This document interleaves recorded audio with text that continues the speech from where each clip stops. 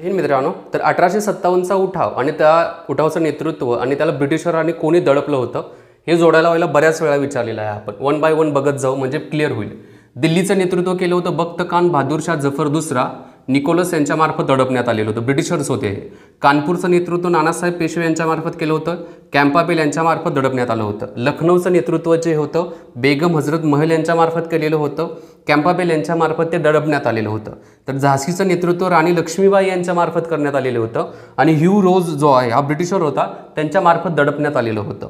त्याच्यानंतर अलाहाबादचं नेतृत्व लियाकत अली यांच्यामार्फत केलं होतं आणि कर्नल नील जो होता यांच्यामार्फत ते दडपण्यात आलेलं होतं. नंतर जगदीशपूरचं नेतृत्व कुंवर सिंग यांच्यामार्फत केलं होतं. जगदीशपूरलाच बिहार म्हटलं जातं अलीकडं.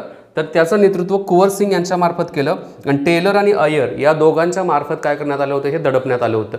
तर एक व्यवस्थित बघून घ्या. जोडायला लावायला कधी ठिकाण आणि कोणी दडपलं असं विचारलं जाऊ शकतं.